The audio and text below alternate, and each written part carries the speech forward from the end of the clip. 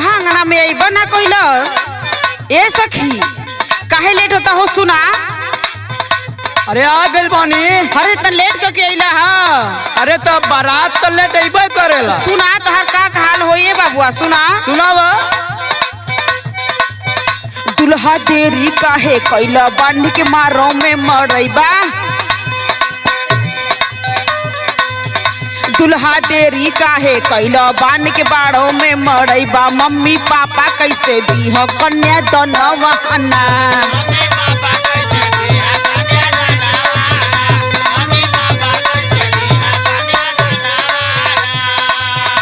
इतना लेट से बिया होई। अरे तेका मतलब का लेट आई तो गरियबू। काहे ना गरियाई। तो सुना मऊ गरियबतन। सुनावा तो बात तोरे सुनावे वाला का। सुना कैसे गरियावतनी बोला।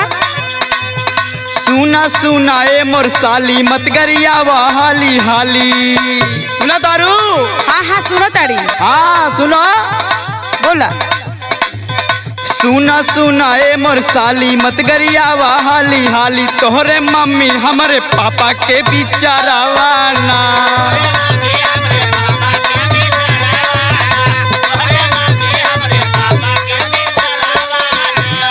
सुनलू हमारे मम्मी के तोहरे पापा के विचार अलगे अलगे ह। एक में काहे मिलावत हुआ सुना हमार बात। सुनावा। हमरे दीदी के मुखड़ा जैसे चांद के टुकड़ा। तोहरे भैया के लटकल बा थुथुनवाना।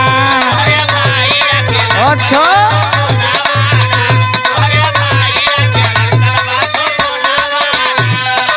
तब हमारा सुन लो। हाँ बोला थुथु लटक गइल बा। तब हमारा सुनो। हाँ बोला ना कुछ दियाइल तो।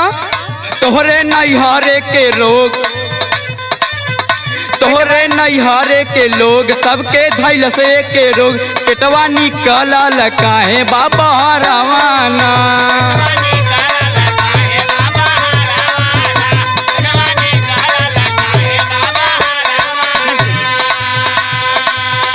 तोहरे नैहरे के लोग सबके धैल से के रोग। पेटवा निकलल काहे सब कर बहरवाना।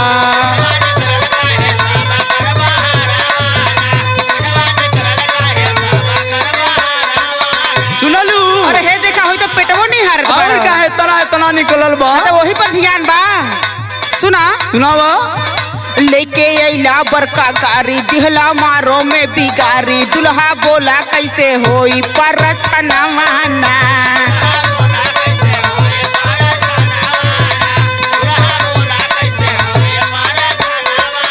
तो सुना हम बतावत है कैसे परछन होई हो। सुना। बोला। देखी दामा कल बाराती फाटे घरातियन के छाती। दीदी देवे खातिर खड़ी बादुआरा वाना। अच्छा अच्छा। हाँ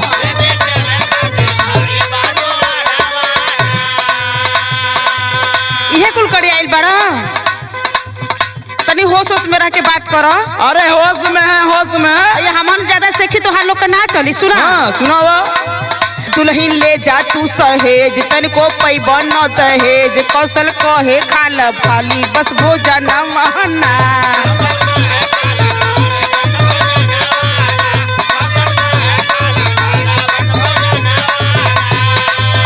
तो हमारा आखिरी बात सुन लो। का हो। कहवा गैलन तोहर फादर करियो न कर याद। कहवा गैलन तोहर फादर करिला उनकर बड़ा याद। शुभम अनिल के पूरा दयारा मनावाना। अरे कम हिलावा हमरो हिलावे आवेला। हिलावा। बड़का आइल बड़ा। तनी सुना। सुनावा। तनी होश होश में रहा। अरे होश में बानी हो। जनता ना हुआ आज के करा तोहर पाला पड़ल बा। कैसे तो तू ना जाना तारू कि तू केकरा से भेटाइल बाड़ू। दुल्हा देरी काहे कैला बांध के मारो में मरइबा। मम्मी पापा कैसे दी है कन्या दनवाना। सुना सुना ए मोर साली मत गरियावा हाली हाली। तोहरे मम्मी हमारे पापा के बिचारावाना। कहवा गैलन तोहर फादर करिला उनकर बड़ा याद। शुभम अनिल के पूरा दयारा मनावाना।